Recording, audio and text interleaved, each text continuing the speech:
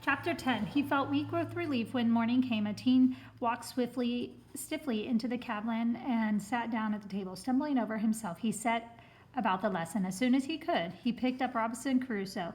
In the night he had carefully thought out just what he was going to say if a teen ever gave him another chance.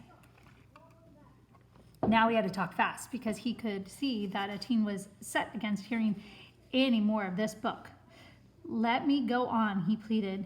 It's different from now on. Friday, that's what Robinson Crusoe named him. Doesn't kneel anymore. Not slave? No, Matt lied.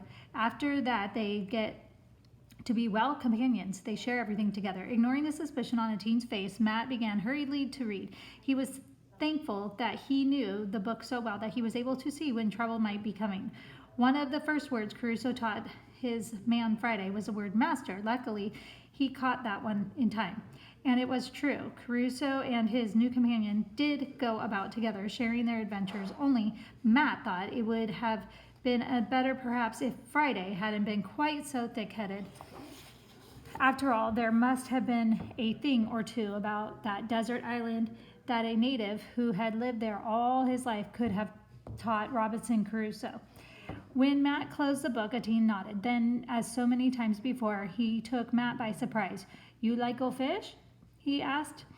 I sure would, Matt said gratefully. Stopping to pick up his fishpole from beside the door, he ran to overtake the Indian boy who strode ahead. He knew his grin was stretching from one ear to the other, but he couldn't hide his feelings as a teen did.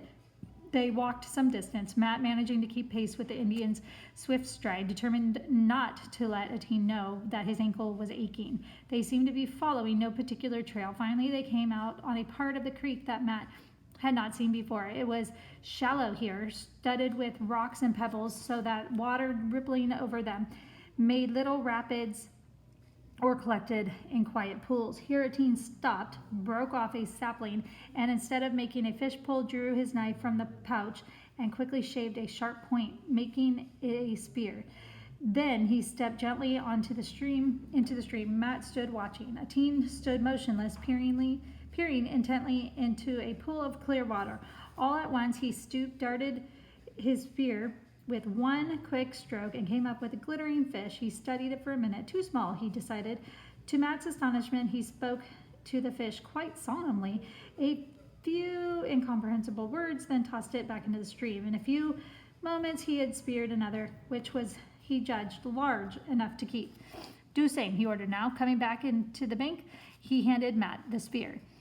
He would just look ridiculous, Matt knew before he started. He waded in and stood up to his knees, looking down into the sliding water. Presently a fish darted past. At least he thought it was a fish. It was hard to tell which was shadow and which might be a fish. At any rate, it was gone before he got his spear into the water. Presently he saw another, this one quite definitely a fish. Calmly drifting in the pool, he jabbed at it hopelessly.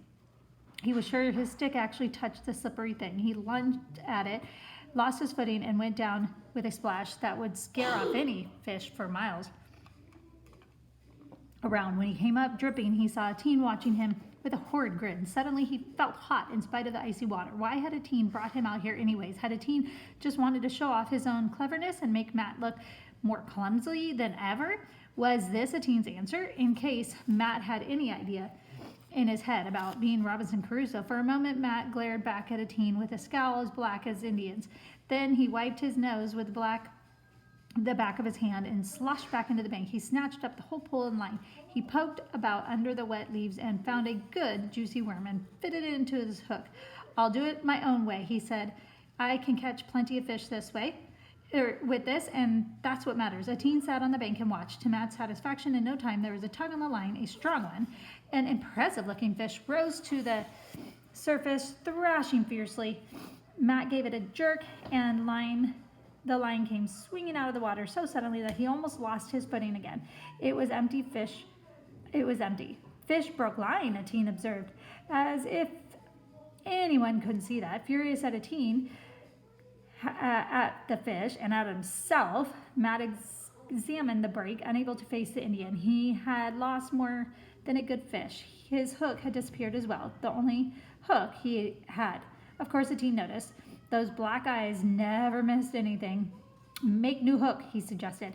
Without even getting to his feet, he reached down and took a twig off a maple sapling. Out came a crooked knife again, and in a few strokes he cut pieces as long as his little finger, carved a groove around the middle, and whittled both ends into sharp points. Now he stepped into the water and tried Matt's line expertly around the groove.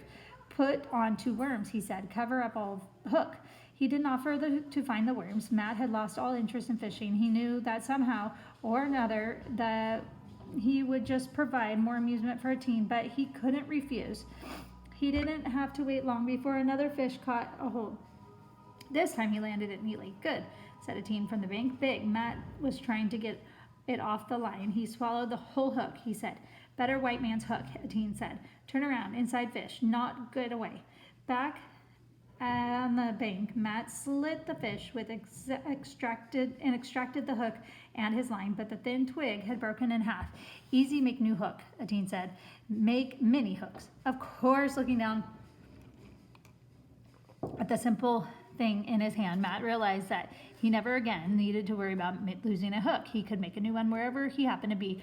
It was another necessary thing about a teen had shown him, just as he had made the snare. He wasn't sure why a teen had bothered, but grudgingly he had to admit that a teen had proved him once again that he didn't always have to depend on a white man's tools. All at once he was hungry. The sun was straight overhead, and it would be a long tramp back through the woods before he could cook his fish. Now he saw that a teen had the same thought. The Indian was heaping up a small pile of pine needles and grass. He drew from the muskrat skin pouch a piece of hard stone with bits of quartz embedded in it. Striking it with a knife, he soon had a spark, which he blew into a flame. I could have done it myself, Matt thought. In fact, he had done so many a time. But he had not realized that he could use a common stone as well as his flint. Get fish ready, a teen ordered now, pointing to the 2 fish on the bank. Matt did not like the masterful tone, but he did as he was told. By the time he had the 2 fish split and gutted and washed in the creek, a teen had a fire blazing. Matt was curious to see how he would go about the cooking. He watched as the teen cut the 2 short branches, bending them to make sure they were green. He trimmed and sharpened them rapidly. Then he thrust a pointed end into each fish from the head to tail. A small green stick was set crosswise inside the fish to hold the sides apart. He handed one thick stick to Matt. On each side of the fire, the 2 boys squatted and held their sticks to the blaze. From time to time, a teen fed the fire with dry twigs. When the flesh was crisp and brown, they ate, still silently. Matt licked his fingers. His resentment had vanished along with his hunger. Golly, he said, that was the best fish I ever ate. Good, said a teen. Across the fire looked at Matt, and his eyes gleamed. He was laughing again, but somehow not with scorn. What did you say to fish you threw back? Matt was still curious. I say to him not to tell other fish, a teen said seriously. Not scare away. You actually think that fish could understand? A teen shrugged. Fish know anything, he replied. Matt said, pondering this idea. Well, it seemed to work, he said finally. At least the other fish came along. A wide grin spread slowly across the teen's face. It was the first time Matt had seen him smile.